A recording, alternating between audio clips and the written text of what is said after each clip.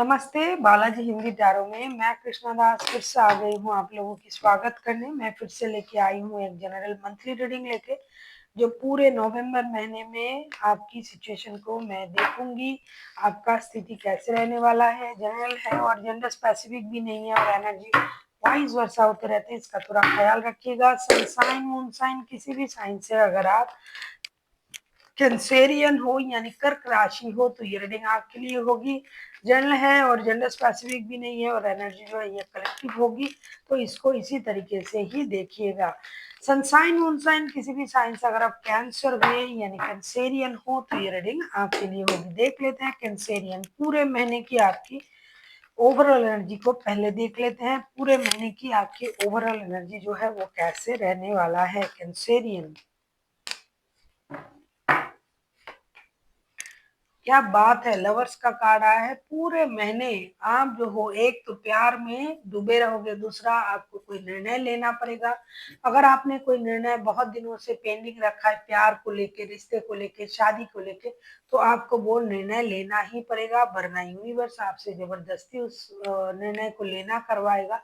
तो कोई ना कोई आपको एक डिसीजन में आना पड़ेगा। किसी के साथ आप लव रिलेशन में जुड़ सकते हो, लव लस्ट आकर्षण ये कह सकते हो, प्योर प्योर लव भी हो सकता है। तो एक रिश्ता आप किसी के साथ महसूस करोगे जो आपको पूरे महीने खुश रखेंगे और उस एहसास के साथ ही आप आगे बढ़ोगे। प्यार ही जो है वो आपको खुश रखेगा और प्यार में ही आप पूरे महीने गुजारोगे, ऐसा दिखाई दे रहा है। और हो सकता है कि आप प्यार में कोई निर्णय भी आपको लेना पड़े जो शायद आपने पेंडिंग रखा था। अब हम देखेंगे फर्स्ट के 10 डेज आपके लिए क्या लेके आ रहा है कैंसेरियन। फर्स्ट के 10 डेज आपके लिए क्या लेके आ रहा है कैंसेरियन।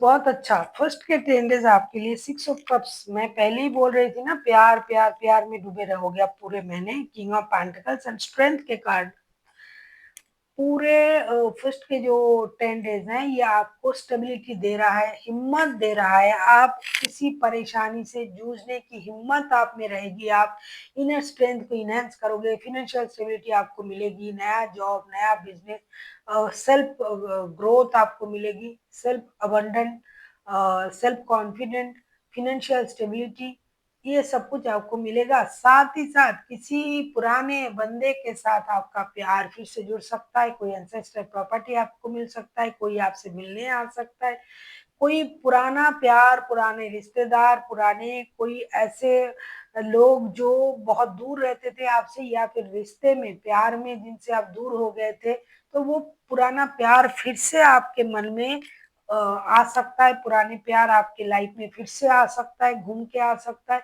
और एक नए तरीके से, स्टेबल तरीके से आप दोनों रिश्ते में फिर से जुड़ सकते हो।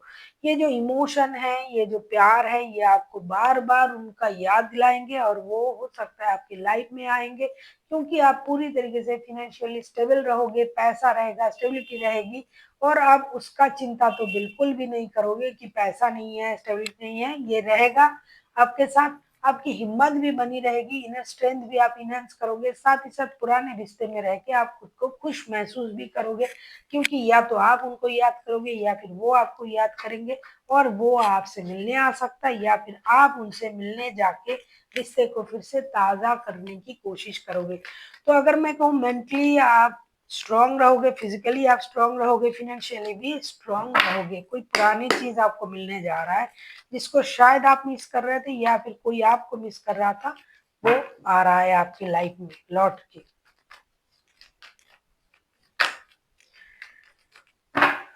देख लेते हैं मिडिल के 10 डेज आपके लिए क्या लेके आ रहा है।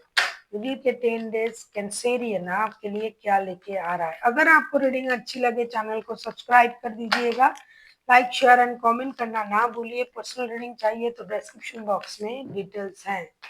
मिडिल के 10 डेज अच्छा है, बहुत अच्छा है। मिडिल के 10 डेज हैंगमैन के कार्ड आए हैं, queen of wands and queen of cups के कार्ड है। अच्छा, मिडिल के 10 डेज में ऐसा लगता है कि आपको अपने पावर पर जो है बहुत ज्यादा घमंड हो सकता है।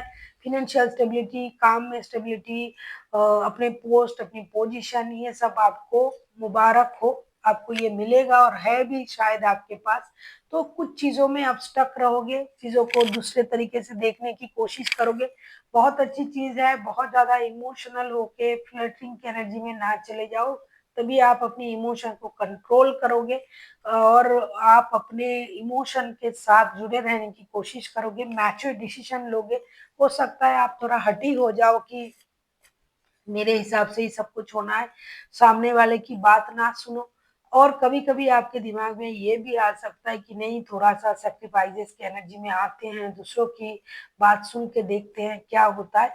तो अल्टीमेट जो होगा, आप अपनी एनर्जीज को हाइड करोगे, अपना रूल्स चलाने की कोशिश करोगे, चाहे वो आप किसी अच्छे पोस्ट पर हो, कोई बॉसी नेचर होगा आपका, या आप किसी अच्छे पोस्ट या पोजीशन को होल्ड करने वाला कोई बंदा या बंदी होगी जिनका भी एनर्जी आ रहा है, तो वो अपनी एनर्जी में आप रहोगे और चीजों को ऑब्जर्व करने में आप वक्त लगाओगे, लोगों को देखोगे कि ये अच्छा ऐसा हो रहा है, वैसा हो रहा है। आप कभी कभी खुद से खुद को स्टक रखोगे चीजों में, कोई आपको बदल नहीं पाएगा, क्योंकि आप अपनी मर्जी के मालिक रहोगे, अपने हिसाब से सब कुछ करने के बारे में सोचोगे।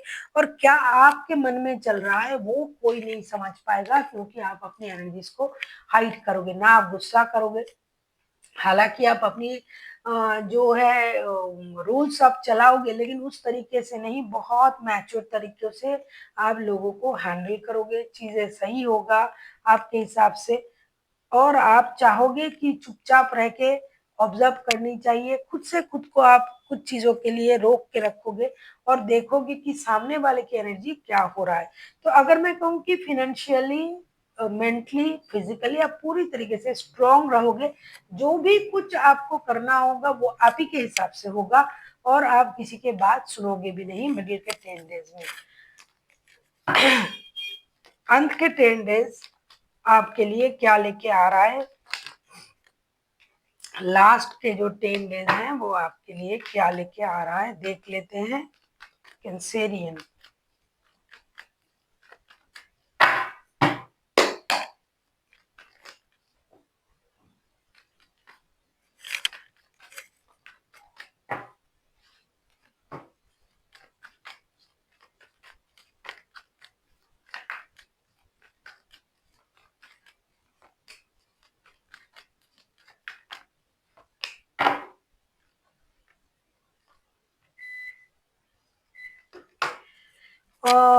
एंड के जो 10 डेज हैं, tower, 2 of cups and page of cups के कार्ड आए हैं। अचानक से आपका जो साइलेंट जो मोड है, जो स्टकनेस की एनर्जी है, वो ब्रेक होगा।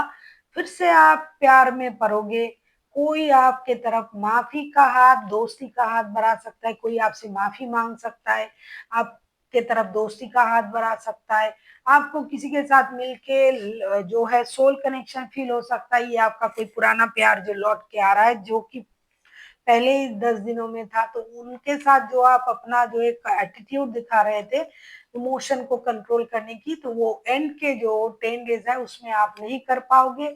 आप फिर से उनसे जुड़ने की कोशिश करोगे, कोई आपको फिर से ज्वाइन करेगा या फिर आप फिर से उनके साथ जुड़ोगे, सोल कनेक्शन फील होगा, अरे इतने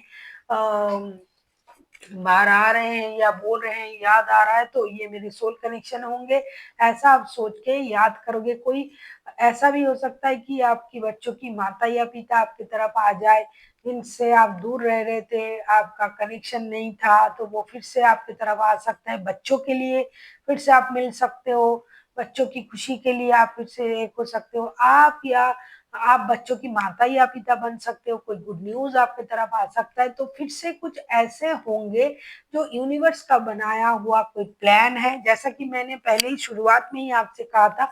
अगर आप शुरुआत से वीडियो नहीं देख रहे हो तो वीडियो को पॉज करें और जाके देखें कि कोई एक ऐसा डिसीजन जो आपने बहुत दिनों से पेंडिंग रखा है और आपने नहीं लिया है, वो निर्णय आपको लेना पड़ेगा। अगर नहीं लेते हो तो यूनिवर्स जबरदस्ती वो निर्णय आपसे लेना करवाएगा, और उसका ये जो लास्ट के जो 10 डेज है उसमें वो दिखाई भी दे रहा है कि कुछ ना कुछ ऐसा होगा जिसके बारे में आप तैयार भी नहीं थे, और ये होकर रहेगा। और यूनिवर्स की ये एक प्लानिंग आप बोल सकते हो, जिसकी वजह से आपके सोच में परिवर्तन आएंगे, आपके लाइफ में परिवर्तन आएंगे, आपको अपने पुराने प्यार मिल सकता है, किसी के साथ आपका दिल जुड़ सकता है, आपकी बच्चों की माता या पिता आपके तरफ फिर से आ सकता है, माफी मांग सकता है, या फिर दोस्ती का हाथ बढ़ा सकता है, आप किसी को माफ कर सकते हो।